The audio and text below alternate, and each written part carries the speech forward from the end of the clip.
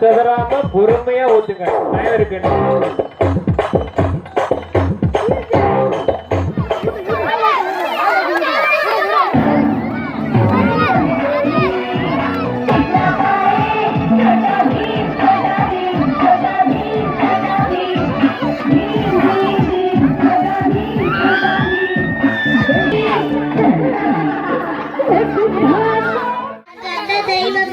மீண்டும் ஒரு முறை பிறப்பாயா எங்கள் பூமியில். நன்றி.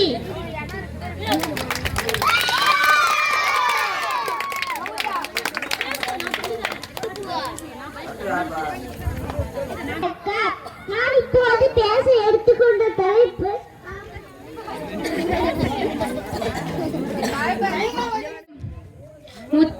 முத்துக்கண் திறந்த என் முத்தமிழுக்கு முதற்கண் வணக்கம். முக்கணியில் சிறந்ததுமா ஆங்கில மாதத்தில் சிறந்ததுமே தமிழ் மாதத்தில் சிறந்ததோ தை. இம்மூன்றெழுத்தையும் சேர்த்து மா மேதையாக அமர்ந்திருக்கும் நெற்றிக்கண் திறந்தாலும் குற்றம் குற்றமே என்ற நக்கீரர் வழியில் இருக்கும் நடுவர் அவர்களுக்கும் மற்றும் அனைவருக்கும் எனது வணக்கங்கள். பேச்சு போட்டிக்கு வந்ததோர் அழைப்பு, போட்டிக்கு தரப்பட்டது நல்லதோர் தலைப்பு. அழைப்பில் மகிழ்ந்து தலைப்பை புரிந்து என் பேச்சிலே தரப்போகிறேன் நல்லதொரு விருந்து என கூறி எனது உரையை தொடங்குகிறேன். நான் பேச வந்துள்ளதோ கர்ம வீரர் காமராஜரை பற்றி. கர்ம வீரர் காமராஜர் அவர்கள் 1903ஆம் ஆண்டு ஜூலை 15ஆம் நாள் விருதுநகரில் பிறந்தார். இவருடைய தந்தையின் பெயர் குமாரசாமி மற்றும் தாயாரின் பெயர் சிவகாமி அம்மையார் ஆவார். இவர் தனது சிறு வயதிலேயே தனது தந்தையை இழந்து விட்டார். இதனால் தனது பள்ளி படிப்பை தொடர முடியாத நிலைக்கு தள்ளப்பட்டார். குடும்ப சூழ்நிலை காரணமாக தனது மாமாவின் துணிக்கடையில் வேலைக்கு சேர்ந்தார். துணிக்கடையில் வேலை பார்க்கும் போதே செய்தித்தாள் படிக்கும் பழக்கம் ஏற்பட்டது. மேலும் தலைவர்களின் சொற்பொழிவை கேட்கும் திறனும் ஏற்பட்டது. இதுவே இவரை விடுதலை போராட்டத்தில் ஈடுபட காரணமாக இருந்தது. கேரளாவில் வைக்கம் என்னும் ஊரில் தலித் மக்களுக்கு கோயிலுக்குள் செல்ல தடை விதிக்கப்பட்டிருந்தது.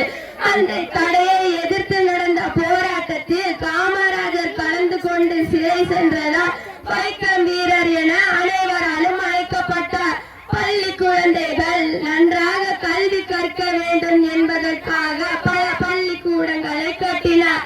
பள்ளிக்கூடம் மாணவர்கள் மதிய உணவு மாணவர்களுக்கு பசியார வேண்டும் என்பதற்காக மதிய உணவு திட்டத்தை ஏற்படுத்தினார். மாணவர்களுக்கிடையே ஏற்றத்தாழ்வு இருக்கக்கூடாது என்பதற்காக சீருடை திட்டத்தை அறிமுகம் செய்தார். இவர் இது போன்ற பல போராட்டங்களில் கலந்து கொண்டு பல முறை சிறை சென்றுள்ளார். இவர் ஏறத்தாழ 9 ஆண்டுகள் சிறை சென்றுள்ளது. உரையை முடித்துக் கொள்கிறேன். நட்சத்திரத்தை குறிவைத்து மரத்தை சுட்டாலும் பரவாயில்லை என்று சொல்வார்கள். நான் குறிவைத்தது என்னவோ நட்சத்திரத்திற்கு. ஆனால் அது மரத்தில் சுட்டதோ இல்ல நட்சத்திரத்தை சுட்டதோ என்பது நடு சுட்டால் நான் மகிழ்ச்சி அடைவேன், இல்லையெனில் பயிற்சி பெறுவேன். கால நேரமோ சுருக்கம், கருத்தோ பெருக்கம். இனியும் நான் பேசிக் கொண்டிருந்தால் உங்களுக்கு ஏற்படும் மனமான துன்பம் மிக உணர்ந்து பிறர் வாட பல செயல்கள் செய்து நடைகூடி கிடப்பருவம் எய்து கொடுங்கூற்று கிளை என பெண் மாயும் பல வேடிக்கை மனிதனை போல் நான் வீழ்வில் என்று அழைத்தாயோ என்ற பாரதியாரின் வரிகளை வணங்கி என் உரையை தொடங்குகிறேன். விருதுநகரின் வித்தாய், தமிழ்நாட்டின் சொத்தாய், காட்சிக்கு எளியவராய் கர்ம வீரராய் விளங்கிய காமராஜரின் எளிமையை பற்றி பேச வந்துள்ளேன். கற்கை நன்றே கற்கை நன்றே பிச்சை பெணிதும் கற்கை நன்றே என்ற ஔவையாரின் மொழி. 1 மைல் தூரத்தில் தொடக்க பள்ளி, 3 மைல் தூரத்தில் நடுநிலை பள்ளி, 5 மைல் தூரத்தில் உயர்நிலை பள்ளி செய்து கொடுத்தவர். இருந்த 9 ஆண்டுகள் தமிழ்